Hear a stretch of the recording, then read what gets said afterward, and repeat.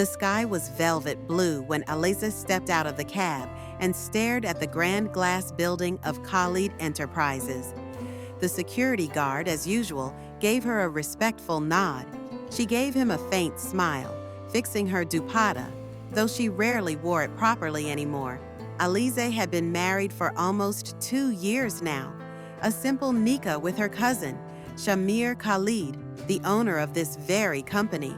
A man of ambition, control, and cold silences. Their wedding wasn't a love story. It was a need.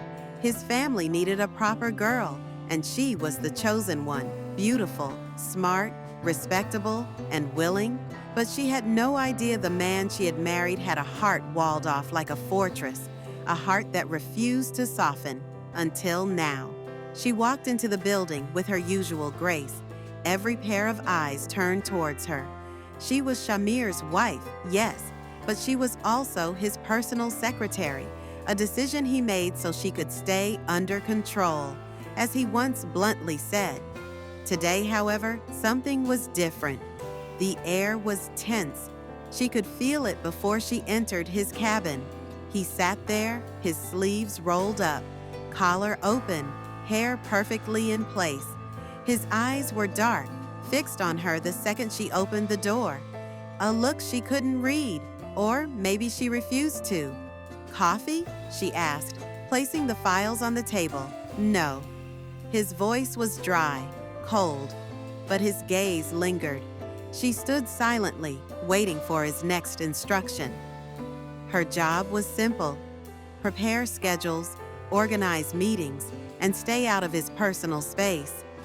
But every day, his eyes lingered just a little longer, his voice lowered just a bit when he addressed her. He never crossed a line until that night.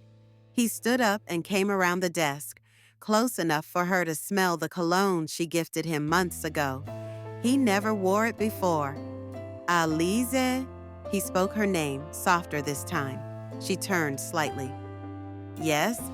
He didn't answer. His hand lifted slowly, brushing a strand of hair away from her cheek. Her breath caught. Her heart pounded. "This has to stop," he whispered. "What? What has to stop? This pull, this tension, the way you look at me when you think I'm not watching, the way I crave to touch you when I know I shouldn't." She stiffened.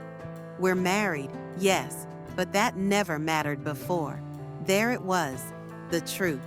Shamir had kept her close but untouched, married yet distant. She slept in his house, wore his name, bore his coldness, but now his eyes were hungry, dark with unspoken desire. "What are you saying?" she asked, voice trembling. "I'm saying I want you, all of you." Her throat went dry. For the first time in months, she saw the man behind the mask, and he looked tortured. He reached out and grabbed her waist gently, pulling her closer. She gasped but didn't resist. His hands were warm, possessive, sliding around her back. "You don't know what it's been like, watching you every day, pretending I don't want to grab you, kiss you, take you against that damn desk." He growled softly near her ear. Her skin prickled. She felt heat curl inside her belly. "I'm your wife," she said again, this time not as a statement, but an invitation. His lips crashed into hers before she finished the sentence. It was sudden, fierce. Weeks, maybe months, of buried hunger exploded in that kiss. Her back arched as he deepened it, hands gripping his shirt, pressing into him. His arms were strong, surrounding her, lifting her slightly as his mouth devoured hers. He groaned. "You don't know what you do to me, Aliza." She whispered against his lips. "Then show me." That night, she didn't go home to her separate room. That night, the marriage became real. His hands were bold, sliding under her camise as he kissed her neck, pulling fabric apart, exposing soft skin and deep secrets. She shivered, moaned softly as he kissed down to her collarbone, his lips teasing, worshiping. "You're mine," he said, voice thick. "I don't care about rules anymore." She clutched him, gasping as his fingers traced her waist, slipping lower, pulling her tight against his body. He kissed her again, harder this time, lifting her and carrying her to the bed in the private suite beside his office. He laid her down gently, hovering over her. She blushed, feeling exposed even under her clothes. "Relax," he murmured, eyes devouring her curves. "Let me love you." His kisses trailed lower, each one sending fire through her veins.